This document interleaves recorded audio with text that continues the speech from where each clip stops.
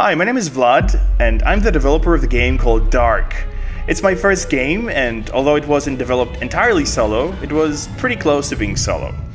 When I started working on it, I knew absolutely nothing about video game development, and I had to learn everything from scratch. I spent nearly 4 years making it, and I released it on Steam and GOG last year to both critical acclaim and commercial success. It won multiple awards and ultimately became the 42nd most shared PC video game of 2019, according to Metacritic. Following the successful launch of DARQ, I just kind of wanted to do something nice and show my appreciation to the community who supported me and the game for so many years. So I ended up announcing 2 DLCs to be released entirely for free. The first one is called The Tower, and it was released back in March. The second one is coming soon. It's coming by the end of this year, and I'm super excited to share it with you all. What you're seeing right now is a preview of the gameplay from the Crypt, and there are a bunch of cool things about it, so I'm very excited to show you how it will play. For those who don't know, DARQ is a spooky puzzle game set in a lucid dream. It tells the story of a boy named Lloyd who realizes that he's in fact dreaming, and he's also unable to wake up. So since the game is set in this abstract dream world, it allows the player to do things that are impossible in the real world, such as walking on walls and ceilings, manipulating the environment in the most unexpected ways, and solving puzzles that don't always follow the rules of logic, which usually ends up being pretty fun for the player to see the outcomes that they didn't quite anticipate. So by now you must be wondering, why the hell is Lloyd missing his head? Which is a valid question to ask at this point. To address this, I have to give you a bit of a spoiler. It's not a big one, so not to worry.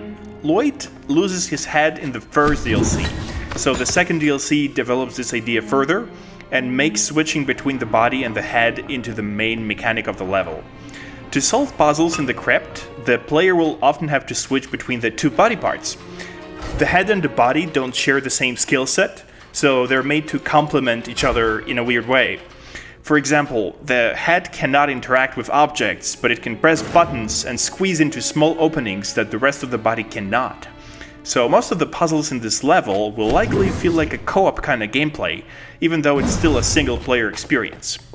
The Crypt will be the most challenging level in the game, at least that's what it feels like to me, and it will also come with a set of new achievements. So now I would like to share with you some really big news. The base game, with the 2 free DLCs included, will be called the Complete Edition of DARQ, and it will soon be available on consoles. Thanks to the partnership with Feardemic, the Complete Edition of DARQ is coming to Xbox Series X, Xbox One, PS5, PS4, as well as Nintendo Switch. The digital releases are expected by the end of 2020, while the physical ones should follow in the early 2021. Needless to say, the Complete Edition will also be available on Steam and GOG, and as promised, all DLCs will remain free. By the way, if you want to be notified when the console versions are released, consider subscribing to Feardemic newsletter. In addition to updates on console ports, you will receive the award-winning music from DARQ, wallpapers, and a sample of my new book in which I share the behind the scenes of bringing DARQ to life. It's quite a story, I guarantee you that.